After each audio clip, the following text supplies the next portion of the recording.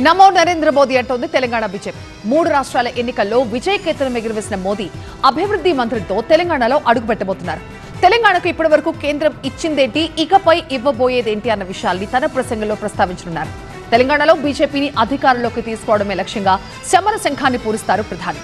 మరోవైపు సికింద్రాబాద్ సభకి రెట్టించిన ఉత్సాహంతో ఏర్పాట్లు చేస్తోంది తెలంగాణ బీజేపీ.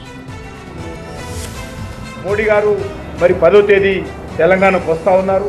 ఈ పరేడ్ గ్రౌండ్లో బహిరంగ సభ ఏర్పాటు చేశాము. సుమారు 9,000 పైన ఉన్నటువంటి అనేక రకాల అభివృద్ధి కార్యక్రమాలు. ఈ రకంగా కొన్ని జాతికి అంకితం చేయడము, కొన్ని భూమి పూజ చేయడము వర్చువల్గా హెచ్ఐసిసి నుంచి వారు నిర్వహిస్తారు.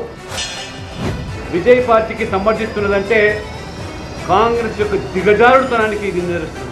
ఇది ఒక పవర్ బ్రోకర్గా కాంగ్రెస్ పార్టీ ఈ దేశంలో మారిందనే దానికి ఇది ఒక తార్కాణం. ఎక్కువ రోజులు లేవు. ఏ రకంగా ప్రజలు నమ్మిస్తూ ఉన్నది మోసం చేస్తుంది. చివరికి ఇదే కాంగ్రెస్ పార్టీ టీఆర్ఎస్తో కలవడం ఖాయమనేది కూడా తెలంగాణ ప్రజలు అర్థం చేసుకోవాలి. ఈ గుంటకాడ నక్కలా ఉండేటువంటి ఈ కాంగ్రెస్కు భవిష్యత్తులో మోదీ ద్వారానే, బీజేపీ ద్వారానే బుద్ధి చెప్తారని ఒక భరోసా కల్పించడానికి ఇవాళ నరేంద్ర మోడీ గారు రాబోతున్నారు. కాబట్టి మోడీ గారిని గతంలో ఉన్న ప్రభుత్వం సంకుచితంగా చిల్లరగా మాట్లాడినటువంటి పార్టీ ఎట్లా కనుమరుగైపోయిందో చూస్తూ ఉన్నాం. ఇవాళ మళ్ళీ ఈ ప్రభుత్వం కూడా 8 మంది పార్లమెంటు సభ్యులను గెలిపిస్తే ఏం ఒరగబెడుతున్నారు, ఏం తెచ్చిండ్రు, మాలాంటి వాళ్ళ నోటి నుంచి కూడా మాట్లాడిన భాషలో మాట్లాడుతున్నారు వాళ్ళు, గాడిద గుడ్డు అని. ఇవాళ అట్లాంటి భాష మాట్లాడిన కేసీఆర్కు ఏం గతి పట్టిందో తప్పకుండా ఈ ప్రభుత్వానికి కూడా రాబోయే కాలంలో గదే గతి పడతానే విషయం మర్చిపోవద్దు.